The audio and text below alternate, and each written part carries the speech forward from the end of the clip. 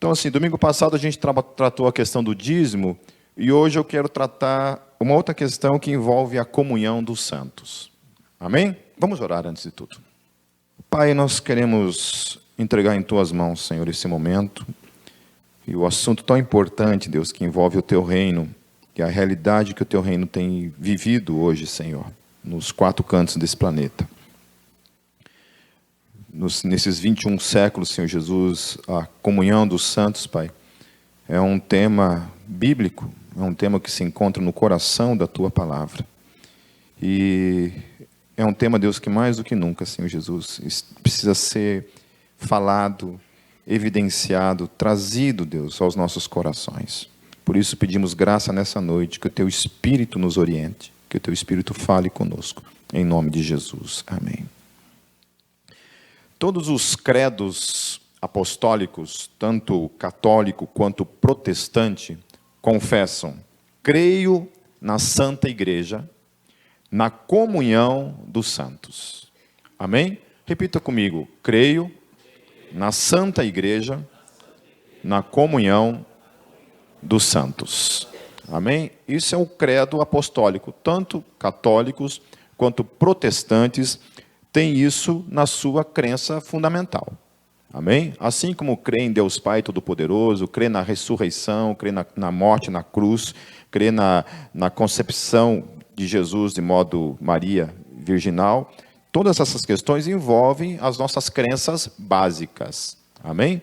Tudo isso envolve as nossas crenças básicas. E uma das coisas, então, que envolve também as nossas crenças básicas é a comunhão dos santos. Amém? Certo? Hoje nós temos um movimento, e eu vou falar um pouco a respeito disso. Hoje nós temos um movimento que navega contrário a esse credo, que proclama declaradamente, isso é uma declaração aberta, certo? Que é um movimento que se intitula como um movimento cristão, ainda carrega sobre si essa bandeira de cristianismo, de ser, de certa forma, uma nova expressão verdadeira, genuína, talvez até mais autêntica de cristianismo do que aquilo que aconteceu nesses 21 séculos. E eu vou falar um pouco também sobre isso, que é o movimento que a gente chama de desigrejado. Alguns não gostam desse termo, alguns utilizam o termo desinstitucionalizado, que eu acho que é o termo mais correto, realmente, até porque, para mim, desigrejado, o termo desigrejado, para mim, é um termo apóstata. Desigrejado, a pessoa que traz sobre si esse termo, eu sou desigrejado, ele está dizendo que ele apostatou da fé. Porque não tem como você ser crente e não ser igreja, você tem que ser igreja de alguma forma. Então, desigrejado, eu não sou mais igreja, né? Seria um entendimento, talvez, desse termo. No último censo do IBGE, em 2010, os resultados foram alarmantes, pois o número de cristãos que se declarou sem vínculo denominacional saltou de menos de 1 milhão em 2000 para quase 10 milhões em 2010. Um crescimento de mais de 780%, sendo a categoria evangélica a que mais cresceu nesse aspecto. Então, é assustador. É assustador, por um certo lado. Eu não me assusto. Eu não me assusto, de certa forma. Eu entendo, assim, que existe um lado que olha para isso como uma questão até mesmo assim politicamente correta. Eu acho que o desigrejado ele se encaixa também, de certa forma, num momento que o mundo atual vivencia. Mas nós temos que estar muito atentos à palavra, àquilo que a Bíblia nos ensina. Que nos últimos tempos aparecerão o quê? Falsos profetas, que o amor de quase todos esfriará. Então a gente vai tratar a respeito disso. Fala que também da apostasia, que muita gente vai apostatar mesmo da fé. Então a apostasia, muitas vezes, pode não ser necessariamente a pessoa negar Jesus ou negar a fé, mas negar questões básicas. que implicam, como a gente verá também, implicam na vida cristã. Então, negar certas coisas é negar a vida cristã. Logo, também tem implicações nisso, como a gente vai ver mais para frente. Ok? Algumas razões que as pessoas se utilizam, se apoiam para não congregar. Quando a gente fala congregar, é isso daqui, certo? É vir no culto mesmo, é participar, é estar juntos, certo? Como eu falei, não estou falando necessariamente de paredes. Quando a gente fala de congregar, é um ajuntamento de pessoas. Seja onde for, é um ajuntamento. Precisa haver um ajuntamento de pessoas. Amém? Precisa haver. Aonde quer que seja, precisa haver um ajuntamento de pessoas. Eu conheço uma pessoa que faz parte de uma igreja ali em Araucária que eles não têm um templo, assim, um lugar para se reunir. Ou templo religioso também, né? Se você for lá no dicionário, é isso que se chama mesmo. Isso aqui é um templo religioso. O templo do Espírito Santo é nós. Também é verdade, mas as duas coisas estão lá no dicionário. Então não seja burro e ignorante. Está certo, está tudo certo. Está tudo nos conformes. Ok? Ninguém está falando que isso aqui é o templo do Espírito Santo, mas é um templo. Amém? Understands? Concordam? Amém? Então, ele faz parte de uma igreja lá em Araucária, que é uma igreja que só se reúne nas casas. Não tem um templo, um lugar específico. Só se reúne nas casas. Eu falei assim, amém, isso é igreja. Isso é igreja. Certo? O problema é quando se fala que só isso é igreja. Então, assim, só quem se reúne nas casas é verdadeiramente igreja. Quem se reúne num barracão é endemoniado. Precisa se libertar. Precisa ir para o movimento dos... Esse é o problema. Quando nasce desse problema de querer, então, agora, anular tudo que tem por aí não vale, só vale agora o meu movimento, que é se reunir nas casas, ok? Amém? Então, assim, algumas questões que envolvem, primeira coisa, eu acho que é talvez o argumento mais utilizado, diz respeito às relações com pessoas. Relações com pessoas é o problema número 1, porque se cansa. Eu já estou na fé, assim, de conversão, 29 anos. Já estou na fé. Relações se cansam. Você cansa das relações. É difícil, com a convivência é difícil. Se nós temos, assim, dentro de um casamento, já existe uma certa dificuldade, porque muitos encontram, de ter um longo casamento, viver muito tempo com uma pessoa, tem gente que encontra dificuldades nisso, quem dirá uma pessoa que nem tua esposa, nem teu marido, e que muitas vezes também você não tem nenhuma identificação relacional, assim, de amizade, você não tem muita identificação com essas pessoas, isso é muito difícil. Então, essa questão das relações com as pessoas é um grande desafio, que é muito utilizado. Então, se você escuta muito desegrejado dizer, naquela igreja só tem hipócrita. Teve uma pessoa que uma vez veio aqui me procurar, e ela me assustou com a conversa dela. Falei assim, olha, finalmente eu encontrei uma igreja verdadeira. Eu fiquei assim... Nossa, de qual igreja que ela está falando, Fiquei pensando, E falando isso, ele falou assim, e ela já tinha passado por mais de 100 igrejas. Porque eu passei de mais de 100 igrejas. Falei, meu Deus. Eu fiquei será que é a Gólgota? Ela falou, não, e é aqui mesmo, é o que eu quero ficar. Nossa, mas eu dei uma invertida nela. Falei, olha, a primeira coisa que eu vou te falar é que aqui é igual a todas as outras. Então, assim, antes de você se decepcionar, deixa eu já te decepcionar. Já estou te decepcionando agora, entendeu? Isso daqui, filha, você não tem noção das pessoas que frequentam esse lugar. Entendeu? Você não tem noção do lugar mais perigoso do planeta Terra, é esse lugar. Entendeu? Então, assim, e de fato, ela nunca mais apareceu, graças a Deus. Porque não, ninguém é iludido. Alguém aqui é iludido que esse lugar aqui é perfeito, que esse lugar é repleto de gente perfeita, de pessoas perfeitas? Não. Se alguém aqui está nessa, eu louvo a Deus pelo teu coração ser assim, sabe? Por não ver o mal em ninguém, está tudo certo, todo mundo é perfeito. Que lindo, que lindo. Depois me passa essa tua unção que eu estou precisando um pouquinho dela também para a minha vida. Então, essa questão das relações, dificuldade com relações. Sai por causa, eu saí de lá por causa de fulano. né? Não conseguia olhar para a cara daquela pessoa e sair. Fui para outro lugar, né? E volta e meia vai para outro lugar e acaba encontrando também a mesma dificuldade em outro lugar. A segunda coisa também, que é infelizmente, uma grande força de desmotivar as pessoas a estarem em comunhão, é a frustração com líderes. Isso daí é um outro pepino, né? Eu tenho no meu currículo de gente decepcionada comigo assim uma lista infindável, né? Deus queira que Deus não me cobre nada dessas frustrações. Eu falei assim, olha, se for me cobrar aquilo que eu já frustrei pessoas, eu estou lascado. Então, assim, essa questão da expectativa que você tem a respeito do teu líder, ou a respeito das pessoas, de modo geral, isso é uma questão muito perigosa, queridos. Por isso que eclesiologia, né, envolve isso. Tratar também as questões de frustração.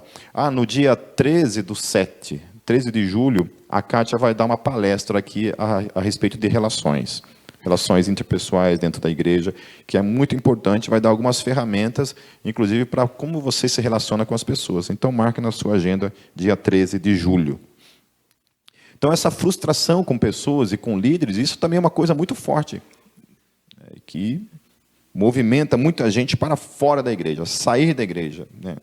Por exemplo, com abuso de autoridade, né? O que a gente escuta de gente que teve que lidar com abuso de autoridade, pessoas que se utilizam da sua autoridade pastoral, que de fato existe uma certa autoridade em cima do líder, mas que abusam dessa autoridade e acabam, de fato, afastando pessoas da comunhão.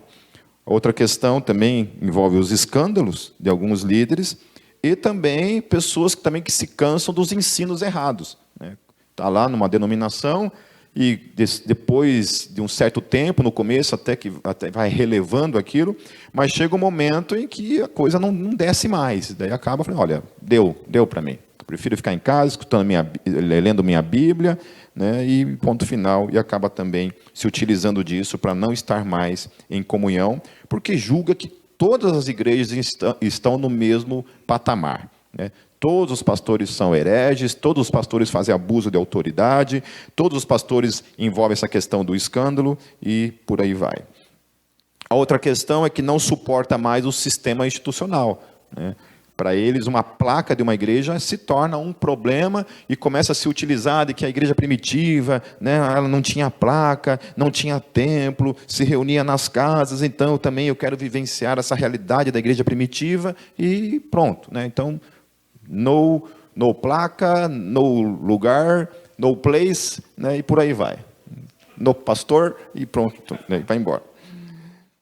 Amém? E vai aí sim. Outra questão que também perde ou perdeu a alegria e o amor pelas pessoas.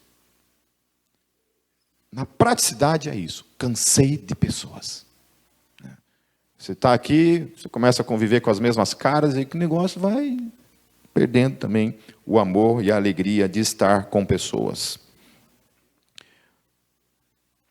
Os chavões também, os chavões hiperespirituais, que sugerem uma evolução espiritual. Então, para você evoluir espiritual, você precisa tomar esse passo, né? Eu sempre detono e sempre falo em cima dessas questões a respeito desses chavões que se tem por aí.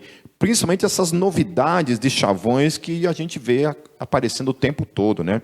Toda semana tem alguém lá que posta alguma coisa assim, e eu fico olhando para aquilo assim, e o diabo vem me tentar para começar a discutir, debater. Eu falo, está amarrado, Satanás, e vou orar e deixo quieto. Até porque senão depois eu apanho da minha mulher. Mas, por exemplo, né?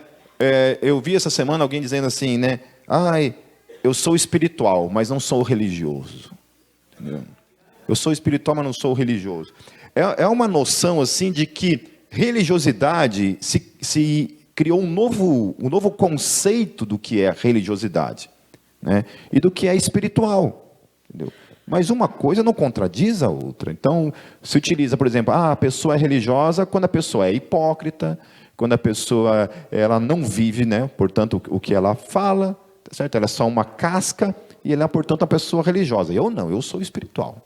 né? Eu sou espiritual porque eu sim vivencio, né? Enquanto essa pessoa não vivencia, mas eu vivencio. E isso não é verdade, né? Se você for ver lá, vai lá no dicionário, procura religioso, está lá também uma tradução, está lá o sentido da palavra religioso, que não tem nada a ver com isso daí que está sendo dito por aí.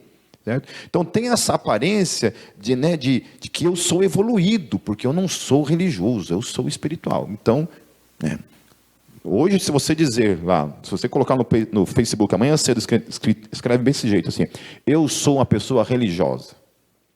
Só espera para vocês verem o que acontece. Vão acabar com a tua raça. Agora coloca lá, eu sou uma pessoa espiritual. Vem coraçõezinhos de todos os lados lá, né? Isso sim é crente, né? Ele é espiritual, ele não é religioso. A outra coisa que é tão perigosa, né, quanto todas essas questões aqui, é o hábito perdido. Deu uma preguicinha domingo de vir no culto, eu vou ficar em casa, assistindo Fantástico, né? Programão. Vou ficar em casa, certo? No outro domingo, vou ficar em casa. Terceiro domingo, vou ficar em casa. Aí, meu filho, quando você quer voltar, você não consegue mais. Quando você quer voltar. E aí, quando volta, ainda tem que voltar meio que empurrado, né? E é difícil, você não vê muito sentido em estar mais aqui. Você perdeu aquela força que te motivava, primeiramente, a estar em comunhão. Então, chega a esse ponto é tão perigoso quanto qualquer outro. Por isso a gente sempre está falando, queridos, não façam disso um costume na sua vida. A gente vai ver isso, então, quando for abordar essas questões. Então, olhando para tudo isso, a impressão é que a igreja primitiva, ela não vivenciava problemas. Que era uma igreja assim, como eles não tinham, por exemplo, o problema que essas pessoas entendem, eles entendem assim, como não tinha uma placa, não tinha um templo, então essa igreja não tinha problemas. Não é tudo certo, era uma igreja que se reunia nas casas, era uma igreja que vivenciava o amor verdadeiro, era uma igreja que evangelizava, era uma igreja que vivenciava os seus dons e por aí vai. Mas, daí quando você chega lá em Paulo escrevendo para os coríntios, né, tanto a primeira quanto a segunda carta, você vê Paulo descendo a lenha na igreja.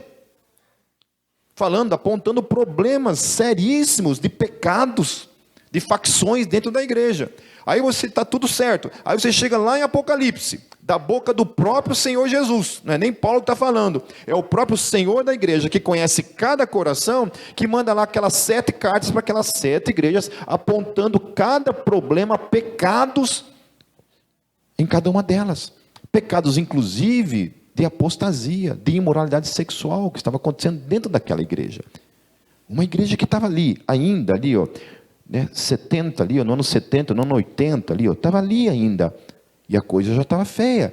Então, muita gente olha para a igreja primitiva como, por exemplo, o exemplo de perfeição que nunca foi. São pessoas que, de fato, acho que nunca leram a Bíblia. Porque se lessem a Bíblia, iam entender perfeitamente todas as imperfeições que estão ligadas a ela. Obviamente que a igreja primitiva viviam coisas que talvez nós deixamos de viver. É verdade. Mas que não era perfeita, não era.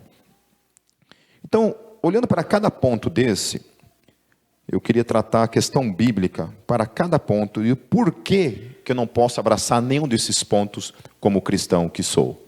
E nem você. Amém? Então, razões para congregar. Nós vimos as razões que se utilizam para não congregar. Eu não quero congregar, ponto final. Agora, razões para congregar. Razões para estar juntos. Amém? Seja onde for, precisa estar juntos. Então, assim, a primeira coisa diz respeito, então, a essas questões das relações, das dificuldades das relações. Relações com pessoas em amor é uma ordenança clara que aponta para o quão real é a experiência que essa pessoa teve com o Deus vivo. Amém.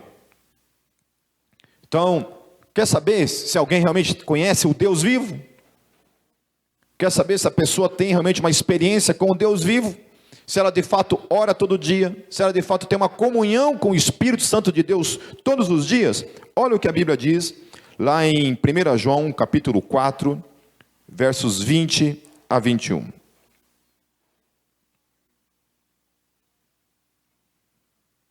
Se alguém diz, eu amo a Deus, e odeia seu irmão, é o quê? Mentiroso. Ah, não sou não. É. Discordo de Deus. Deus está falando que se você odeia o seu irmão, você é um mentiroso. Eu sou um mentiroso. Pois, o texto diz, quem não ama seu irmão, ao qual viu, como pode amar a Deus a quem não viu? E dele temos este mandamento, que quem ama a Deus, ame também ao seu irmão. O que o texto diz é um mandamento. Amém? É um mandamento. É sentir? É sentir, eu estou sentindo um amor por aquele irmão. É isso? Deus fala assim, olha, se você sentir um amor por ele, ame. Se você não sentir, lasque-se. É isso que o texto está dizendo? Não. É necessário, portanto, obedecer. Obedecer. Eu tenho dificuldade. Aprenda a superar essa dificuldade e amar ao seu irmão. Porque o texto é claro. Se eu digo que eu odeio e, portanto, eu não amo, eu conheço a Deus? Não. Em todo o contexto ali, o apóstolo João está tratando essa questão. Eu falei assim, queridos, olha, a praticidade, a praxis do amor denota o quanto de fato eu conheço a Deus ou não conheço a Deus. Agora, eu vi um menino se utilizando desse argumento do amor, dizendo então que ele hoje é um desigrejado porque ele não encontrou amor nas igrejas. Agora, é estúpido esse argumento, uma vez que essa ordenança é para ele também. Então, eu não vou permanecer numa igreja se eu for amado. Eu permaneço porque eu tenho que amar. Não porque eu sou amado, mas porque eu tenho que amar. Porque esse é o desafio para a minha vida. Amar as pessoas. É uma ordenança para mim. Não é um texto que diz assim, olha, só ame se você for amado. Não existe na Bíblia essa parte, em que eu tenho que amar as pessoas porque eu sou amado. Eu tenho que amar as pessoas porque Deus me ordena que eu tenho que amar. É uma ordenança, é uma lei. Por isso que a Bíblia, ela mesma por si só, ela destrói toda essa visão romantizada que se estabeleceu acerca do amor e que está aí fora sendo falado o tempo todo, né? Que o amor cristão é só love, só love, só love. Sim, só love, é isso mesmo. Geralmente pessoas que cobram da igreja, que a igreja deve amar os de fora, são pessoas que odeiam os de dentro. Eu tenho uma raiva de estar em comunhão, mas eu cobro que você ame as pessoas. Eu não gosto de você, eu tenho uma raiva de você. Eu odeio vocês, mas vocês têm que amar os de fora. Mas eu também sou crente. E aí, como é que fica? A segunda coisa, quanto à frustração com líderes, deve-se tomar 2 tipos de cuidado. Estejam atentos ao que eu vou dizer agora. O primeiro é com a rebeldia. Sim, queridos, existe rebeldia dentro da igreja. Existe rebeldia. Amém? Existe. E a Bíblia fala que rebeldia é a mesma coisa que feitiçaria. Ser rebelde é a mesma coisa que ir na esquina e matar uma galinha preta. Fazer uma macumbinha. Ser rebelde é a mesma coisa. Certo? Hebreus capítulo 13, versos 17, olha o que diz o texto. Obedecei a vossos pastores, e sujeitai-vos a eles, porque velam por vossas almas, como aqueles que hão de dar conta delas, para que o façam com alegria, e não gemendo, porque isso não vos seria útil. É um mandamento? É. É uma opção? Não. O texto está dizendo, obedeça e sujeite-se a eles. Pipe, mas aí como é que fica lá o cara que é herejão, que manda, sei lá, eu passar por baixo da corda lá, não sei lá. Tem um ali que ele senta numa cadeira, assim, tipo um trono, assim, daí as pessoas vêm assim no altar, assim, beijam o pé dele e deixam dinheiro no pé dele, assim, né? Daí como é que faz, Pipe? Você está dizendo para mim que eu tenho que me submeter a isso, que eu tenho que me sujeitar a isso? É isso que você está querendo dizer para mim? Aí entra a segunda parte do que eu quero dizer.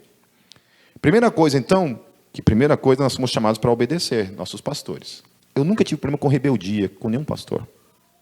Eu tive 3 pastores na minha vida. Nenhum deles pode reclamar de algum tipo de rebeldia da minha parte. Todos eles eu obedeci, me sujeitei à sua autoridade sobre a minha vida, aos seus conselhos, estava lá caminhando com ele. Eu sempre falo isso de uma experiência que eu tive no seminário. O meu diretor do seminário era faca na caveira, cara. Faca na caveira. Pense num cara que não deixava de passar nada em branco. A minha classe de seminaristas tinha mais ou menos 23 alunos, 6 se formaram. Quase na sua grande totalidade foram expulsos do seminário. Porque era assim, falou, olha, Pipe, vai lá lavar o banheiro agora. Agora? Pode ser depois? Pode, depois. Mas vai lá, arruma as tuas malas primeiro e vai embora.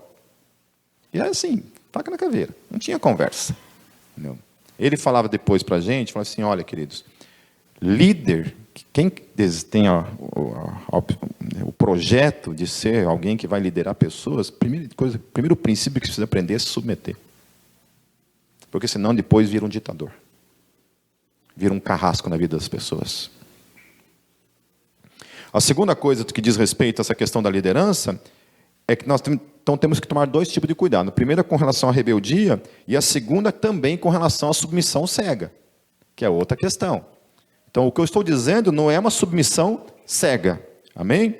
Lá em Hebreus, ainda no capítulo 13, no verso 9, diz assim, não vos deixeis levar em redor por doutrinas várias e estranhas, porque bom é que o coração se fortifique com graça, e não com alimentos que de nada aproveitaram aos que a eles se entregaram. Então, na mesma carta que está dizendo assim, olha, se sujeite aos seus pastores, mas tome cuidado com alguns ensinos. Amém? Tome cuidado. Porque o que se tem por aí é assim, ó, se você questionar o ensino, rebelde. Não. Devemos questionar. Paulo não falou que aquela igreja que verificava tudo, se estava segundo a palavra de fato, esses de fato eram os que estavam certos. Amém? Mas nós temos um conceito hoje que se você questionar o teu pastor, se você questionar o teu líder no que diz respeito ao ensino, você está em rebeldia. Não, não é isso. Eu não tenho nem problema que me questione naquilo que eu estou ensinando ou dizendo. Não tenho nenhum problema de sentar e resolver, tentar dialogar em respeito disso. Se não concordar comigo no final, aí eu encaminho para as mãos do Satanás. Mas até lá, a gente vai conversando. Amém? John Piper, ele disse assim, ó, só se submeta ao seu pastor se ele for submisso à Bíblia. Amém? Certo? Então, tomar cuidado com a rebeldia, mas também tomar cuidado com a submissão cega. É só isso. Você não precisa. Se você está numa denominação que o pastor lá é o cara que fala um monte de besteira, um monte de heresia, mude, vai para outra. Encontre uma igreja que tem uma pregação bíblica. Amém? Ah, mas o cara lá tem uma pregação bíblica, mas tem esse problema. Vai para outra. Mude, então. Vai para uma outra. Quem tem um cara, então, até você encontrar um cara que seja perfeito. Né? Até lá você já morreu, com certeza, mas vai procurando, vai que acha, né? Vai que acha, certo? Mas tem, como eu falei, eu tive 3 pastores na minha vida, eles eram perfeitos? Não. Eles supriam todas as minhas expectativas? Não. Não. Nunca encontrei ninguém que me suprisse 100% nas minhas expectativas, certo? Concluindo nessa questão, submeta-se com seus devidos cuidados. O desigrejado não se submete a ninguém sob o álibi do abuso de autoridade e falsos ensinos. Mas isso não é uma regra que deve ser aplicado a todos os pastores. Amém? A todos os pastores, certo? Esses dias um cara falou lá numa discussão que a maioria dos crentes não conhecem a Bíblia. Eu falei assim, nossa, não sabia que Deus tinha reencarnado de novo, né? Porque como é que ele conhece a maioria dos cristãos? Né? Ele não conhece nem a minoria, né? Eu fiquei feliz porque eu não faço parte da maioria, então, né? Eu falei, eu devo fazer parte. Deve me conhecer, então, porque como essa pessoa faz esse tipo de afirmação, sendo que ele não conhece a maioria das pessoas? E você vê o tempo todo, né? Tem o tal de um cidadão aí, ele sempre fala assim, 90 e não sei quantos por cento dos crentes ouvem música do diabo, né? Então, tipo assim, é sempre assim, umas porcentagens, de onde que tira essa porcentagem? Né? Lança assim, né? Vem o nome, geralmente é 90 para cima, né? Nunca é 71, 73, sempre é 90 e poucos, e vai para cima. A outra questão, o terceiro ponto, diz a questão do sistema institucional, é apenas uma forma de tropeço que eles entendem, né? Eles olham para a instituição, a Gólgota também é uma instituição, e entendem que isso aqui, então, é um problema. O sistema institucional, queridos, ele é apenas um formato funcional para a igreja local. Cada igreja local tem uma forma de funcionar. Cada uma tem uma forma de funcionar. Isso é instituição, certo? Tinha lá, nos anos 80 e 90, tinha um movimento chamado Árvore da Vida. Mas, na verdade, se chamava Igreja Sem Nome, era o nome. Né? Foi o primeiro movimento, assim, primeiro movimento de igreja que chamou para si essa anti-instituição, de alguma forma. Aí o que eles faziam? Eles, de fato, só se reuniam nas casas. Eram contra o suposto templo e eram contra as placas das igrejas. Certo? E era um movimento chamado, a gente chamava Árvore da Vida, porque eles tinham uma editora, tudo, chamava Árvore da Vida. Moral da história, adivinha? Acabou. Acabou. Nunca mais ouvi falar. Nunca mais ouvi falar. Deve existir por aí uns pingados por aí. Né? A outra questão também que envolvia esse movimento dos supostos, né, igrejas sem nome, é que eles não evangelizavam pessoas não cristãs. Eles só se propunham a abrir os olhos de quem já era crente e chamar para a sua igreja. Né? Então era isso. Então era anti-instituição. Então, assim, numa instituição, une-se crenças teológicas comuns. Amém? Está tudo ali, ó. Tem praticamente uma mesma crença teológica, portanto, se reúne. Né? É muito difícil, praticamente impossível, eu estar aqui domingo, ensino algo para vocês, no outro domingo vem um outro cara e ensina uma coisa totalmente o contrário do que eu estou ensinando. Por exemplo, o Agenor Duque. Né? Estou aqui pregando, no outro domingo vem o Agenor Duque falar alguma coisa aqui, certo? Não estou falando mal dele. Depois, em particular, a gente conversa. Mas, no momento, eu estou falando mal dele. Quem quiser, julgue por si mesmo, vai lá e assista o programa dele na televisão lá. Amém? Mas, assim, na minha concepção, aquilo que eu creio é absolutamente contrário àquilo que ele acredita. Certo? Então, não tem como, na minha concepção, é impossível eu chegar domingo aqui e estabelecer um tipo de ensino que eu entendo ser bíblico e vir um outro cara falar no mesmo púlpito uma outra coisa absolutamente contrária. Não tem como, certo? E há questões também, por exemplo, uma vez aqui, né, eu dei uma série sobre escatologia, e depois dessa série veio um outro pastor aqui e deu uma aula de escatologia no domingo aqui, né, eu não sabia que ele ia pregar sobre isso, convidei ele para pregar, e ele veio aqui e falou uma coisa totalmente contrária do que eu tinha ensinado, em questão de escatologia. Aquele dia eu aprendi a lição. Falei, hoje em dia, eu só chamo para pregar pessoas que estão em concordância teológica comigo. Porque não tem como. Não tem como. Certo? Então, há essa questão das crenças teológicas comuns, gostos comuns. Né? Por exemplo, a gente tem que ter um certo gosto comum. É difícil. Né? Mas isso claro que não é uma regra. Muita gente pensa assim, né? Quem olha de fora, olha para a Gólgota e diz, uma igreja de roqueiro, né? Então está tudo certo. Tudo certo entre aspas. Vocês não sabem a dificuldade que foi para ajustar isso. Porque assim, quem olha de fora não entende que o mundo do rock é um universo de estilos de música, de gostos musicais.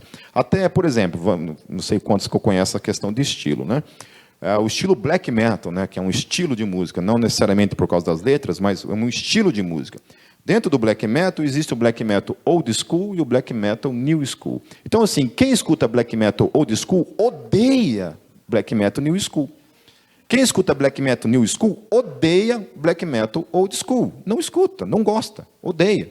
Entendeu? E aí é o seguinte, então, uma igreja só de roqueiros, né? De roqueiros para tudo que é lado, certo? Como é que faz, então, para estabelecer todas essas vertentes de rock que existe por aí, né? E caber todo mundo dentro disso e tentar, de alguma forma, fazer o gosto de todo mundo? Impossível. Impossível. Né? E nós enfrentamos isso no início da comunidade de uma maneira muito dificultosa mesmo. Havia uma dificuldade, né? Havia uma dificuldade. E havia também uma certa forma de desrespeito para com o gosto alheio. Né? Nossa, eu batia de frente mesmo, você atravessou muitas vezes, ficava atravessado aquilo de chegar, por exemplo. Né? Eu tinha uma banda de hardcore, e a pessoa falava assim, eu acho hardcore uma porcaria. Falava na tua lata, né? Eu acho uma porcaria.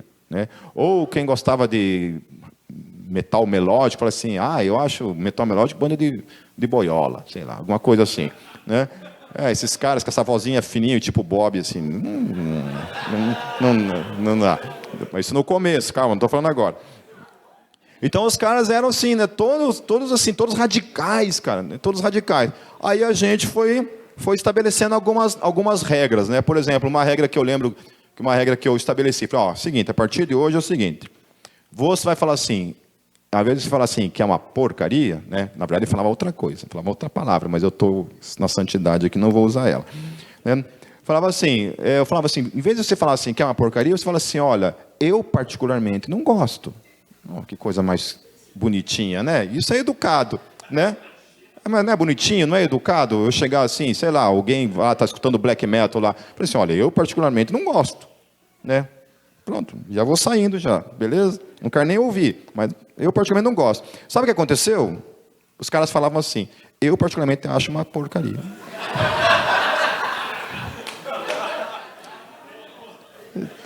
Então, assim, só ficou um pouco mais educado, mas continua a ignorância reinando, né? Mas, com o tempo, graças a Deus, os radicalismos foram caindo, né? As pessoas, foram realmente mudando, graças a Deus, foram mudando e triunfamos sobre o gosto pessoal. Tá bem? Certo? Obviamente que é impossível, portanto, impossível, e aí a razão pela qual eu compreendo e eu entendo a questão das denominações, porque eu também entendo que é impossível, uma vez que você não tem como ter uma igreja que alcance todo mundo. Né? Uma das grandes brigas de alguns movimentos, de supostos movimentos reformados que tem por aí, é que eles têm uma certa briga com esse tipo de igreja, né? Que supostamente isso aqui é uma igreja segmentada. Né? E, portanto, que a igreja não pode ser segmentada, a igreja tem que abraçar todo mundo. A primeira pergunta que eu falo, quantos metaleiros tem na tua igreja? Ninguém. Por que não tem? Por que não tem? Toca rock na tua igreja? Não. Por que não toca? Eu quero que toque. Tem que me agradar também. Só os velhos? Nem a facatuça. Tem que tocar lá uns oficinas G3 no mínimo. Né? Não vem com Ademar, com Fernandinho, Ademar de Campos, que eu não vou. Amém? Isso daí tudo bem, pode tocar na igreja dos velhos, mas a igreja que eu quero pode tocar essas coisas, mas também tem que tocar lá uns metalcore lá, senão não vou ficar feliz. Está entendendo? Então não existe essa igreja que agrade 100% as pessoas, não existe. E que alcance todo mundo, também não alcança. Não existe essa igreja. Certo? A igreja primitiva, é um outro contexto, queridos. Nem música não tinha, né? Tinha uns louvores, sabe Deus com o que fazia, acho que é tudo capela lá. Certo? Então, obviamente que é impossível encontrar um sistema funcional que agrade 100% a todos. Se assim o fosse, seríamos todos uma única denominação. Porém, os sistemas funcionais das denominações ainda são, ouça o que eu estou falando, Os sistemas funcionais das denominações ainda são infinitamente superiores para facilitar a manifestação dos dons. Amém? Cara, você vê, por exemplo, a igreja quadrangular. Não sei quantas igrejas quadrangular tem aqui em Curitiba, não tenho nem a mínima noção, né? Mas quantas? 990. Está chutando. Outra, essa aqui que fala das porcentagens, 99%. Chuta, assim, né? 999, nem sabe do que está falando. Quem é que vai conferir, né? Então tá, 999, né? Então, cara, é um sistema que está ali alcançando vidas.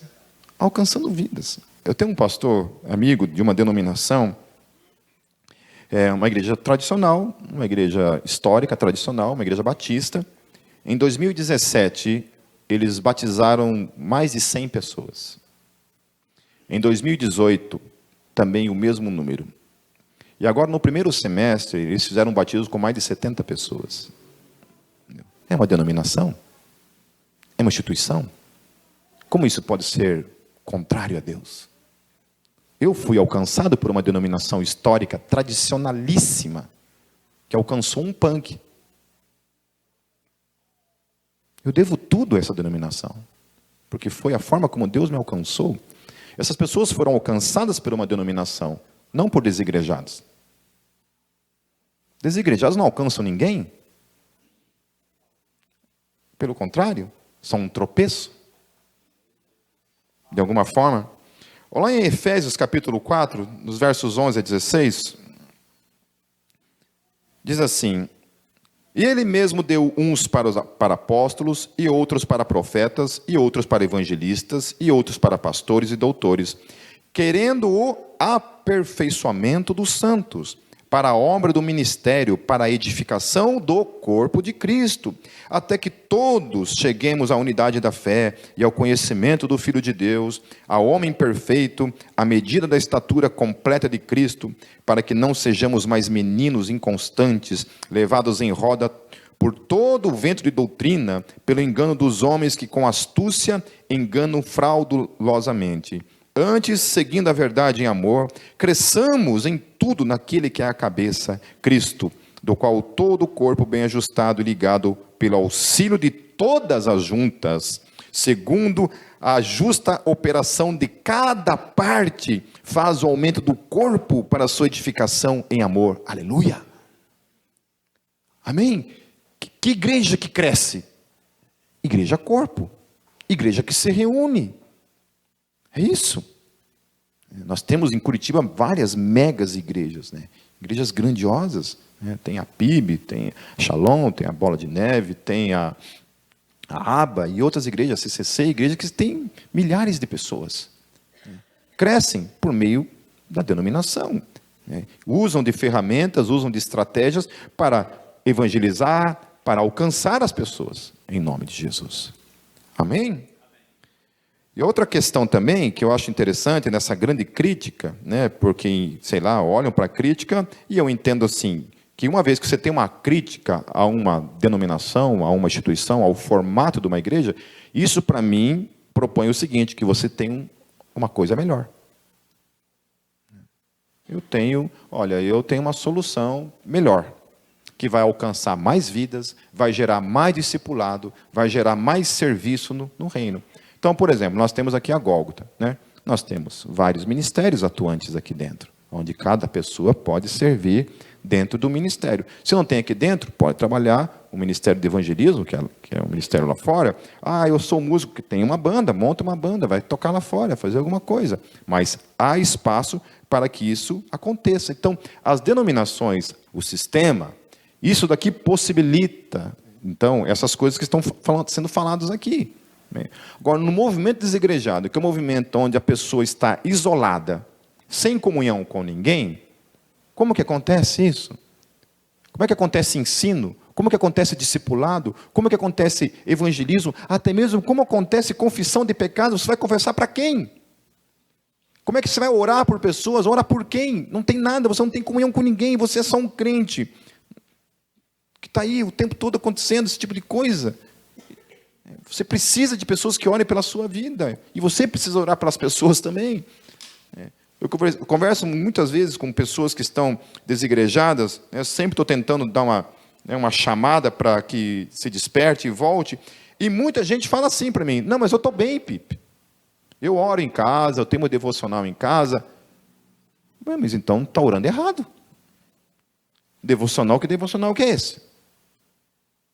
Que a vida gira em torno de mim mesmo e eu não ponho em serviço o dom que Deus me deu. Cada um de nós recebeu um dom. E esse dom precisa ser colocado a serviço do outro. Amém? Eu vou ser mestre em casa. Vou ensinar eu mesmo. Vou ler a Bíblia, vou me olhar na frente do espelho e vou pregar para mim mesmo, ensinar eu mesmo. Vou pastorear eu mesmo. Vou ser profeta de mim mesmo. Evangelizar ninguém, para quê? Porque se eu evangelizar, vai ser um problema, porque eu vou ter que me reunir com o cara para discipular ele.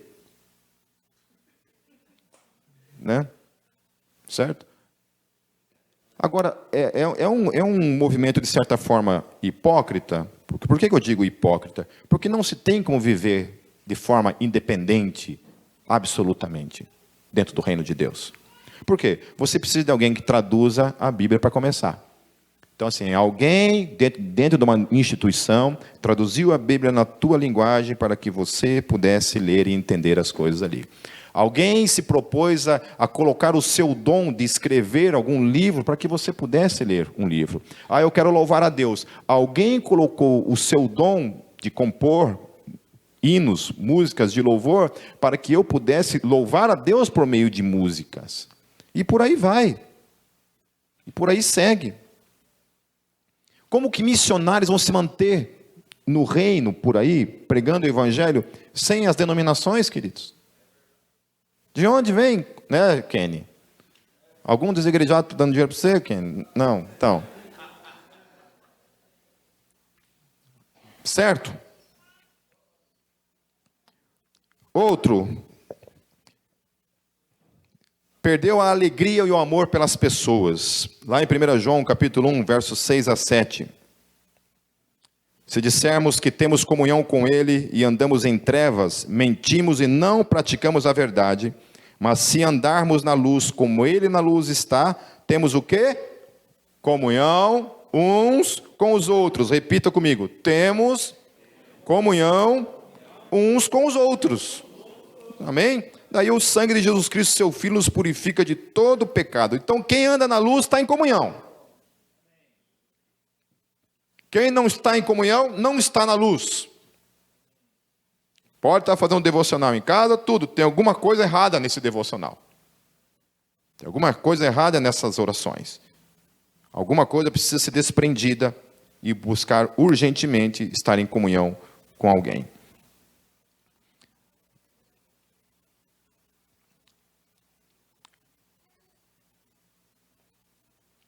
Por último, meus queridos, a questão dos chavões eu não vou tratar, mas a questão do último é um hábito que deve ser combatido. E o último texto que eu quero ler é Hebreus capítulo 10, versos 24 a 25.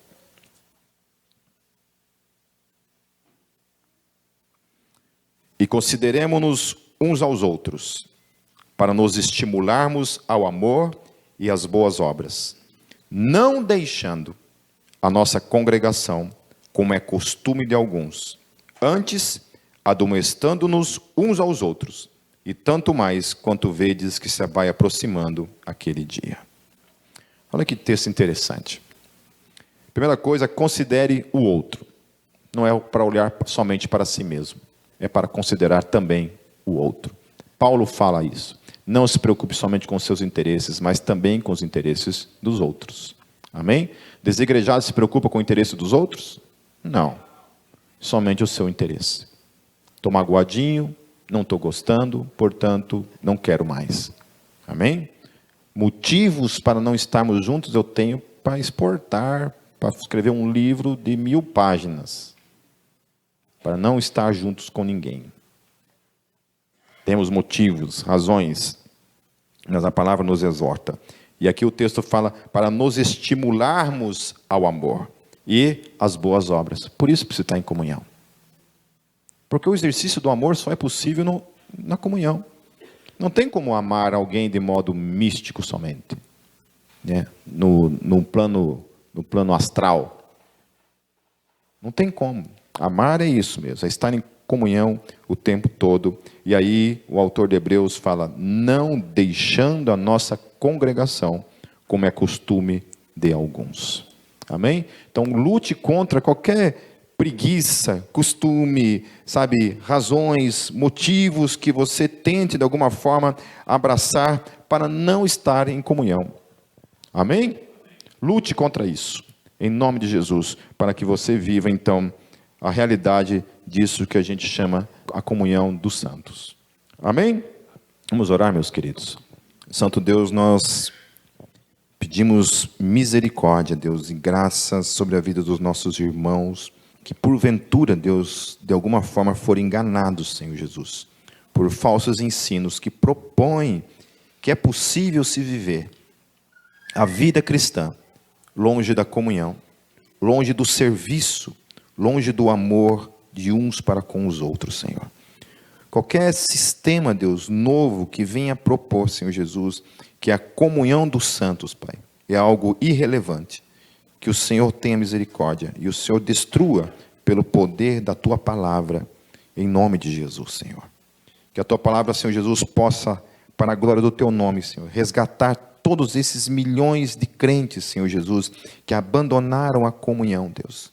E hoje se encontram, Senhor Jesus, em situações onde não exercem mais os seus dons, não exercem mais o amor de uns para com os outros, nessa praticidade diária, de serviço diário, de suporte de uns para com os outros, de orações de uns para com os outros, Senhor, de discipulado mútuo, para que todos juntos, a Tua palavra fala, possamos alcançar, Deus, a estatura do varão perfeito, Senhor, em nome de Jesus. Tenha misericórdia de nós também, Senhor, para que jamais incorramos, Senhor Jesus, nesse mesmo erro, Senhor. Que o Senhor nos ajude, Senhor, ainda que dificultoso seja, Senhor, permanecer em comunhão. Que o Senhor nos agracie, Deus, com toda a perseverança em nome de Jesus, para permanecer até o fim, Deus, caminhando como igreja, Senhor, na comunhão dos santos, para a glória do Teu nome, Jesus, eu oro. Amém.